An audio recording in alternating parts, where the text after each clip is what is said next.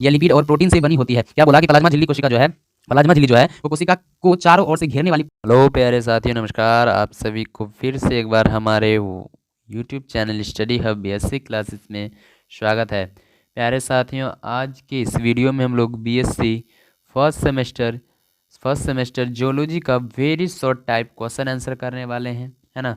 जैसा कि आप लोग को पता होगा कि पिछले वीडियो में हम लोग सिर्फ इम्पोर्टेंट क्वेश्चन किए थे, आंसर तो नहीं किए थे। लेकिन आज के इस वीडियो में जो है हम लोग शॉर्ट टाइप का यानी शॉर्ट टाइप क्वेश्चन के साथ साथ आंसर भी करेंगे, है ना। आपका लैंग्वेज जो रहने वाला है क्वेश्चन और आंसर का, हिंदी इंग्लिश दोनों रहने वाला है ना।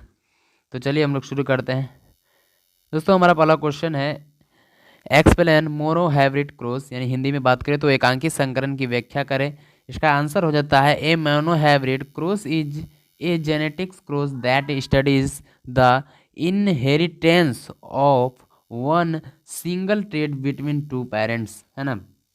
इसका मतलब ये बोल रहा है कि मोनोहाइब्रिड क्रॉस यानी एकांकी संकरण जो है, मोनोहाइब्रिड को हिंदी में हम लोग एकांकी संकरण बोल रहे हैं। बोल रहा है कि एकांकी संकरण वह संकरण है जिसमें एक ही वंशागीति का अध्ययन किया जाता है, ठीक है ना। एक ही वंशागीति का अध्ययन किया जाता है।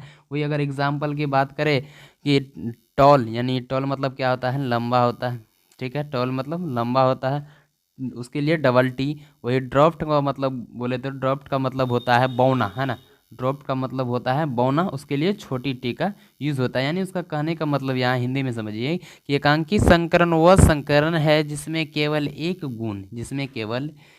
गुण की वंशागति का अध्ययन किया जाता है। इसमें जो होता है एकांकी संकरण में, इसमें सिर्फ एक गुण की वंशागति का अध्ययन किया जाता है। इसीलिए अगर हम उदाहरण ले तो लंबा के लिए डबल टी और बौना के लिए डबल टी, है ना, मल्टीपल हो जाएगा। उसका दूसरा क्वेश्चन कहता है write the different function of endoplasmic reticulum. बोल रहा है इंडोप्लाज्मिक रेक्टुलम के विभिन्न कार्यों का क्या करना है, व्याख्या करना है। यानी इंडोप्लाज्मिक रेक्टुलम का जो कार्य होता है उसको व्याख्या करना है यहाँ पर। तो एक कौन कौन से उसका कार्य है उसको यहाँ पर हम देखते हैं, ठीक है। उसका व्याख्या करते हैं। हमको किसका व्याख्या करना है, फंक्शन ऑफ इंडोप्लाज्मिक रेक्टुलम, यानी इंडोप्लाज्मिक रेक्टुलम का कार्य, ठीक है। इंडोप्लाज्मिक रेक्टुलम को शॉर्ट में हम बोले तो ईआर बोलते हैं ना, शॉर्ट में हम बोले तो ईआर। वही बोल रहा है पहला कार्य आपका आ जाता है, पहला कार्य है प्रोटीन साइनेथिस रफ ईआर, यानी इंडोप्लाज्मिक रेक्टुलम प्रीपेयर्स प्रोटीन्स, ठीक है। दूसरा कार्य की बात करें तो लिपिड साइनेथिस का, ठीक है। लिपिड साइनेथिस का मतलब होता है संश्लेषण, है ना। साइनेथिस का मतलब क्या होता है, साइनेथिस का मतलब होता है संश्लेषण, साइनेथिस का मतलब होता है संश्लेषण, ठीक है। प्रोटीन संश्लेषण यानी हिंदी में बोले तो प्रोटीन संश्लेषण। क्या बोला कि protein synthesis rough ER prepares protein, ही पहला हमारा कार्य था। दूसरा कार्य का था लिपिड साइनेथिस। इसका कार्य बोले तो इसमें क्या होता है, स्मूथ ईआर यानी endoplasmic reticulum makes fats and steroids. तीसरा बोले तो ट्रांसपोर्ट मतलब परिवहन होता है, help is transport of material inside the cell. चौथा कार्य है डिटॉक्सिफिकेशन, यानी इसका बोले तो स्मूथ ईआर यानी endoplasmic reticulum removes harmful chemicals. पांचवा कार्य की बात करें, पांचवा फंक्शन की बात करें तो पांचवा फंक्शन होता है membrane formation. ER helps from cell membrane, ER मतलब endoplasmic reticulum help from cell membrane. छठा फंक्शन की बात करें तो कैल्शियम स्टोरेज, यानी smooth ER stores calcium ions, है ना। हिंदी में अगर बात करें तो वही इसका अगर हिंदी में समझिए, इंग्लिश में तो आप देख लें, उसी को अब हिंदी में समझिए, ठीक है, अच्छी तरीके से। पहला कार्य क्या है देखिए, हमको किसका कार्य देख रहे हैं, किसका फंक्शन देख रहे हैं, हम लोग इंडोप्लाज्मिक का फंक्शन यहाँ पर देख रहे हैं। उसका कार्य की व्याख्या करने के लिए बोला था, तो उसी का कार्य का यहाँ पर क्या कर रहे हैं, व्याख्या कर रहे हैं। तो उसी का कार्य हम देख रहे हैं। टोटल हमारा 6 कार्य है इसमें। तो हिंदी में इंग्लिश में देख लिया, अब हिंदी में देखिए। पहला कार्य क्या है इसका, प्रोटीन संश्लेषण, यानी अगर उसी को हिंदी में इंग्लिश में बोले तो सिंथेसिस, ओ सॉरी, हिंदी में बोले तो प्रोटीन संश्लेषण, इंग्लिश में बोले तो सिंथेसिस प्रोटीन, है ना। क्या बोला पहला कार्य कि प्रोटीन संश्लेषण रफ ER प्रोटीन बनाता है, बोलता है कि प्रोटीन संश्लेषण जो होता है रफ रफ इंडोप्लाज्मिक रेक्टुलम बनाता है। दूसरा कार्य की बात करें तो लिपिड या वसा, लिपिड को वसा भी बोलते हैं, लिपिड या वसा संश्लेषण स्मूथ स्मूथ इंडोप्लाज्मिक रेक्टुलम वसा और स्टेरॉइड बनाता है। तीसरा कार्य की बात करें परिवहन, परिवहन जो होता है इसमें क्या होता है, इसमें होता है एक कोशिका के अंदर पदार्थों का परिवहन करता है, ठीक है। और चौथा कार्य की बात करें तो विसहरण, विसहरण का जो कार्य होता है स्मूथ ER हानिकारक रसायन को हटाता है, ठीक है। पांचवा कार्य की बात करें झिल्ली निर्माण, झिल्ली निर्माण में क्या होता है ER कोशिका झिल्ली के निर्माण में सहायक है। छठा कार्य की बात करें, छठा कार्य है कैल्शियम भंडारण, कैल्शियम भंडारण में जो होता है स्मूथ ER कैल्शियम आयनों की संग्रहित करता है, ठीक है। उम्मीद करते हैं कि आप लोग समझ गए हैं एंडोप्लाज्मिक रेक्टुलम का कार्य यानी उसका, ठीक है ना। दूसरा क्वेश्चन उम्मीद करते हैं कि आप लोग समझ गए होंगे। अब हमारा तीसरा क्वेश्चन क्या है, देखिए तीसरा क्वेश्चन क्या कहता है, प्लाज्मा झिल्ली पर संक्षिप्त टिप्पणी लिखना, यानी right short note on plasma membrane, यानी प्लाज्मा झिल्ली पर जो है शॉर्ट नोट लिखने के लिए बोला है, यानी टिप्पणी लिखने के लिए बोला है।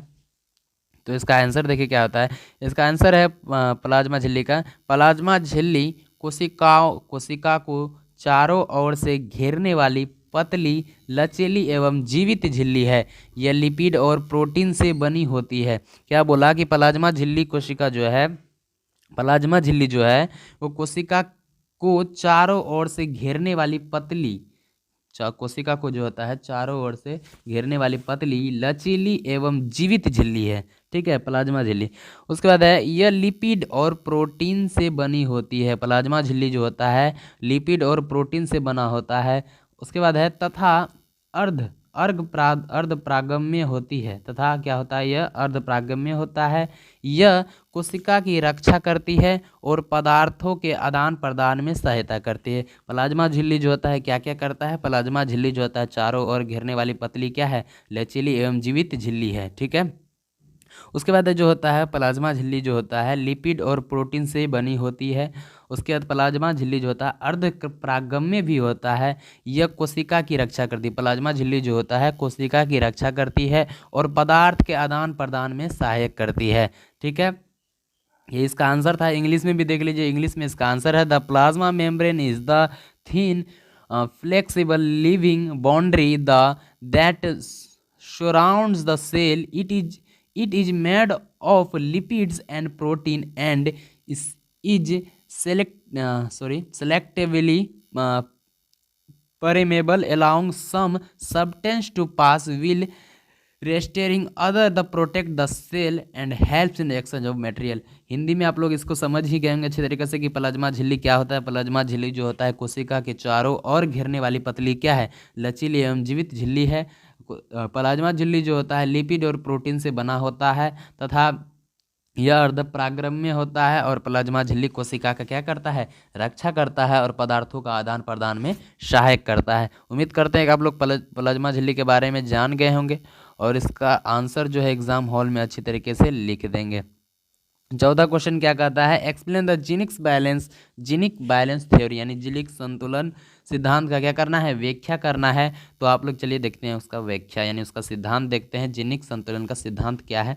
जीनिक संतुलन जो होता है, जीनिक संतुलन का सिद्धांत जो है सीबी बर्जेस द्वारा किया गया था। सीबी बर्जेस द्वारा एक नामक व्यक्ति था जो जीनिक संतुलन सिद्धांत का जो है क्या गया था, बनाया गया था, सॉरी दिया गया था, ठीक है। क्या बोला, जीनिक संतुलन सिद्धांत सीबी बर्जेस द्वारा दिया गया था। इसके अनुसार लिंक निर्धारण यानी एक्स गुणसूत्र और ओटोसुम के अनुपात एक्स अनुपात ए पर निर्भर करता है। 1.0 पर मादा, 1.0 पर क्या होगा, 1.0 पर मादा।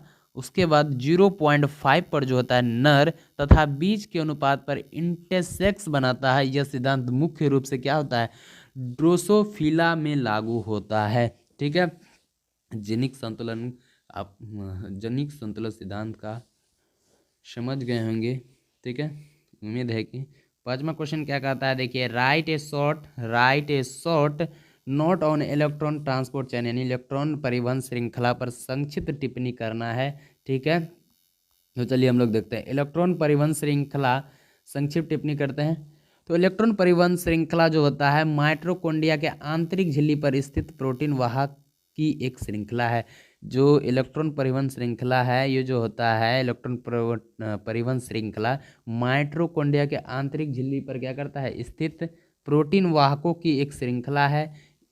यह जो होता है NADH